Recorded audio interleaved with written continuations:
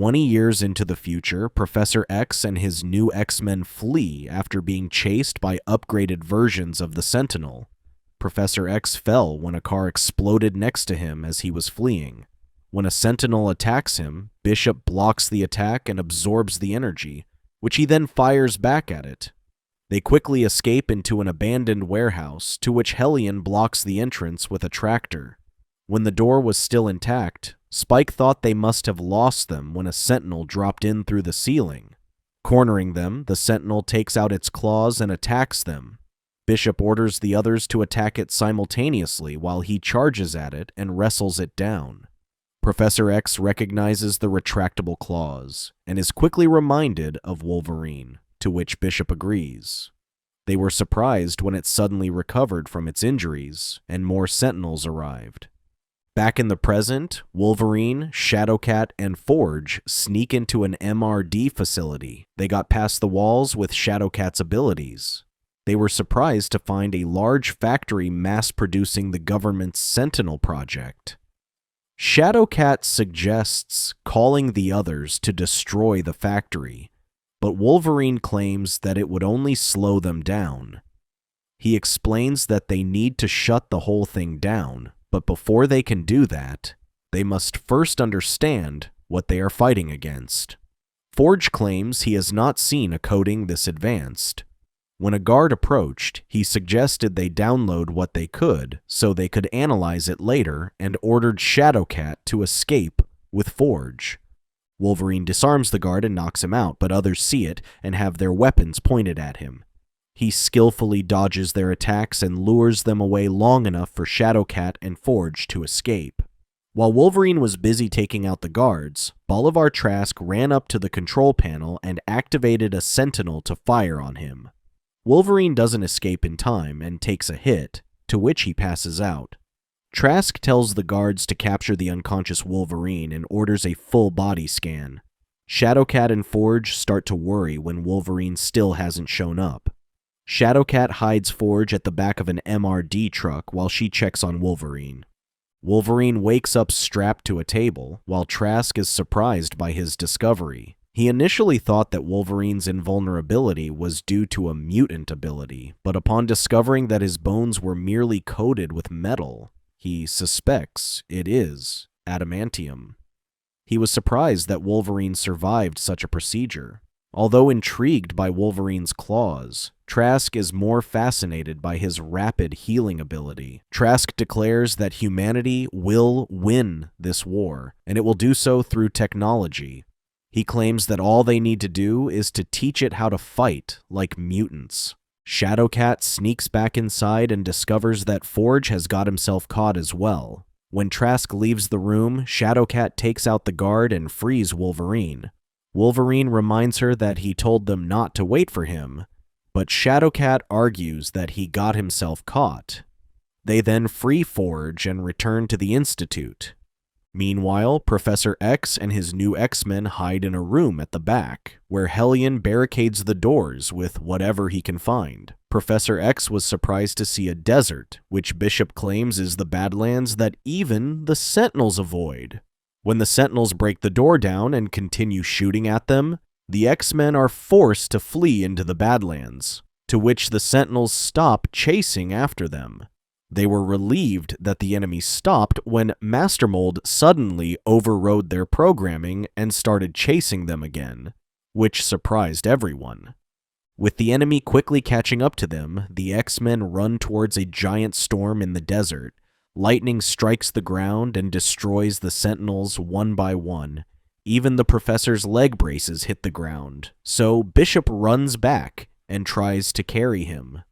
Suddenly, the broken pieces of the Sentinels fly in one direction, as if pulled by strong magnetism, which even the Professor gets pulled because of his metal leg braces. Hellion tries to pull the Professor, but the magnetism is too powerful, and he gets blown away. Hellion stands back up, to which he then uses his powers to have them chase after the Professor. The Professor wakes up hanging upside down with his leg braces still stuck to a structure. He quickly takes it off and drops to the ground when he suddenly notices a silhouette in the background. When he thought it was Magneto's shadow, Polaris reveals herself and explains that her father is dead. She still harbors hate towards him, being his father's enemy. Professor X explains that although they are at odds with each other, they are never enemies. He claims to be his friend, although he is strongly opposed to what he is doing. Polaris argues that Magneto was only protecting mutants, unlike the Professor, who was protecting humans and has now destroyed everything. When she is about to hurt him, Bishop arrives and attacks her from behind. Hellion frees the Professor, but Polaris refuses to give up and uses her powers to create her version of a Sentinel using scrap metal in the area. Bishop attacks the Sentinel, but he runs out of energy, and the others stand no chance against it. Professor X claims that if they can't stop the Sentinel, they can stop Polaris, and tells them to get her helmet off. Domino grabs the spike and throws it at Polaris, ricocheting against the walls until it topples her helmet. Without it, she is defenseless against the Professor's telepathy. In her mind, the Professor saw what happened at Genosha when a huge explosion occurred, and a blazing inferno swept through the island. Even Magneto is powerless as mutants get caught in the fire, and the city he built is destroyed. A young Polaris seeks out Magneto, who apologizes to her that it wasn't supposed to be this way and claims to have failed them. He tells her to live and escape underground. When Polaris refuses to leave him, Magneto opens a hole in the ground to send her to safety. Polaris eventually breaks out, but is horrified to discover that there is nothing left, only ruins of what was once Genosha. Professor X feels terrible when he discovers what Polaris had to go through. He explains that they are working on a way to change the war and undo what has been done, taking everything back to the way it once was. Polaris claims it's impossible and that Magneto's dream died with him. Professor X declares that he is fighting for all mutants and pleads with her to free them. He tells her that as long as she is alive, her father's dream lives within her, to which he places Magneto's helmet on the ground beside her. Professor X and his X-Men continue their journey on the Badlands on top of Polaris's giant Sentinel. They were suddenly cut off by an army of Sentinels waiting for them. Preparing to fight, suddenly, a magnetic wave swept through that destroyed the Sentinels in an instant, revealing to be Polaris's work. When the threat has been eliminated, Polaris returns, to which Bishop claims they could have used her powers. Professor X explains that Polaris is not a soldier, which even Magneto knew, hence why he showed her the dream and not the war. He hopes that they can one day free Polaris from the prison that she has built for herself. Later, Professor X communicates with Wolverine and reveals how the Sentinels have duplicated his abilities. He claims that the Sentinels are becoming increasingly like mutants every day. He worries that if the Sentinels continue to adapt and fight like them, they may very well lose the war. Wolverine returns home late one night when he notices an unfamiliar scent in the area. He slowly checks the mansion and finds traces of fighting inside. He discovers that the X-Men have been attacked by intruders using shurikens and knockout gas to take them out. Storm and Cyclops managed to take down a few of the intruders before they were taken out themselves. He later hears squirming and discovers Rogue tied up to a chair. He quickly frees her, who tells him that the X-Men have been taken by someone he knows. Wolverine recognizes the scent and claims that they are dealing with the Silver Samurai. Wolverine claims they need to hurry, but Rogue insists on knowing the truth. Wolverine reveals that this is about a woman named Mariko. He claims that back then, she meant a lot to him. Still, her father wanted her to marry a man named Harada, who was a member of the Japanese nobility and a member of the Yakuza, a notorious criminal organization. Harada wanted to fight him for Mariko, which he accepted. Wolverine reveals that they were both mutants, to which Harada could supercharge his sword to cut through anything. Bound by the samurai code, they weren't allowed to use their powers. Wolverine defeats Harada, and when he asks him to yield, Mariko intervenes and asks him to stop. Wolverine explains that he was doing this for her, to which she claims that he will then leave with those feelings.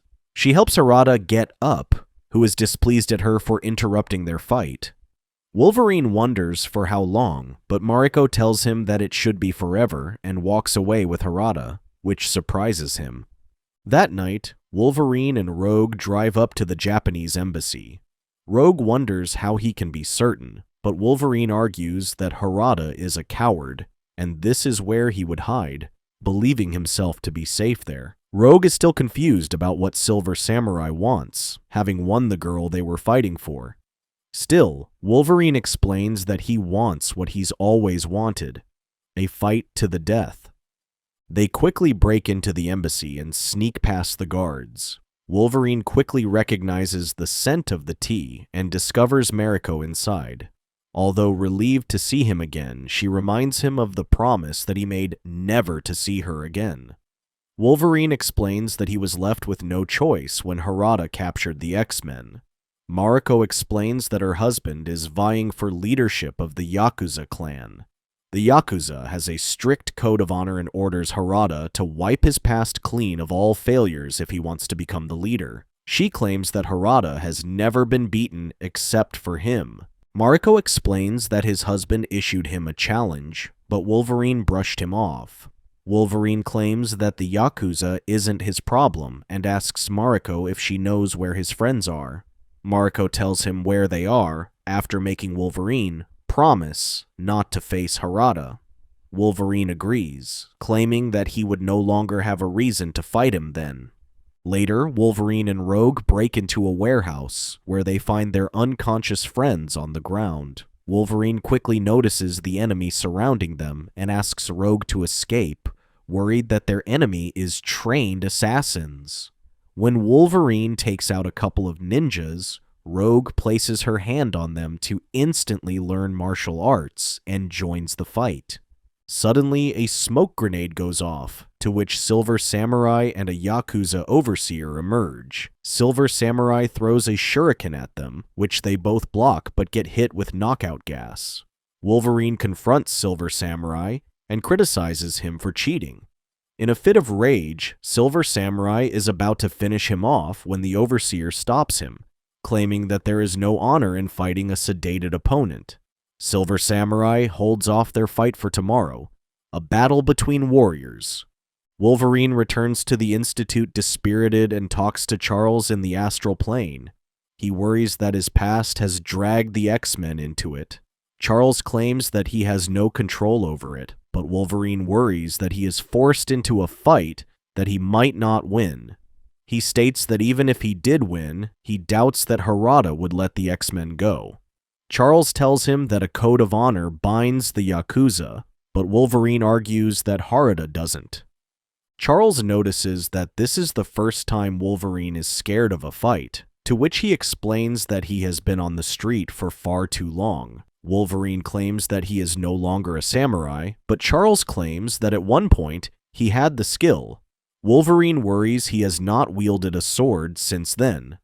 Suddenly, Wolverine was surprised when his samurai master appeared before him. Charles explains that his training is still in his memory, and pulls out the only swordsman he respects, Sensei Ogun, ruthless but honorable. Thus begins Wolverine's training in the astral plane. Even when he is defeated, he continues his training until he finally gets the hang of it. Although the master appeared displeased, he gave Wolverine the highest compliment, to which he believes he is now ready to face the Silver Samurai. Wolverine walks down the street with nothing but a sword on his hip when ninjas start to surround him, and Silver Samurai walks up to him from behind. Mariko begs his husband to stop, but Harada refuses to listen, calling Wolverine an animal and a brute whose anger will betray him.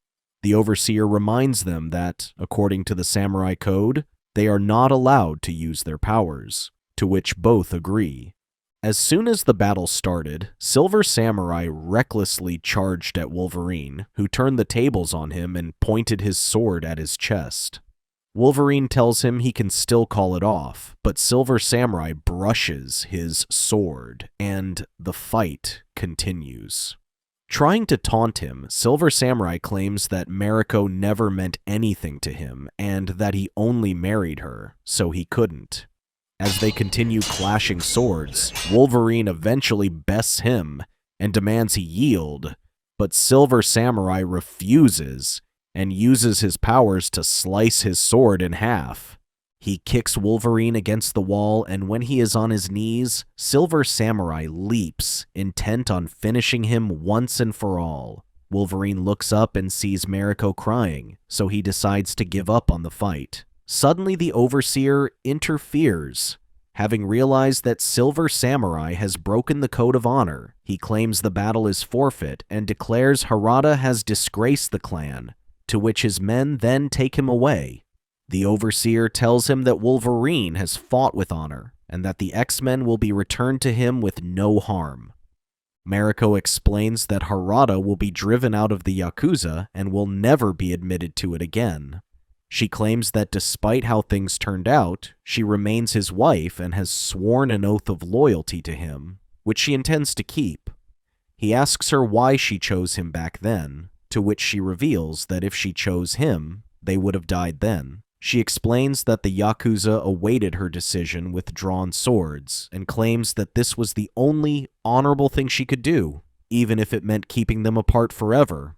Wolverine argues that he could have finished Harada back then, but Mariko claims he would not have become the man she loved. She then says her farewells, and they both go on separate ways. Thank you for watching. Check out these other videos and subscribe and tap the bell to be notified about our latest videos. See you next time.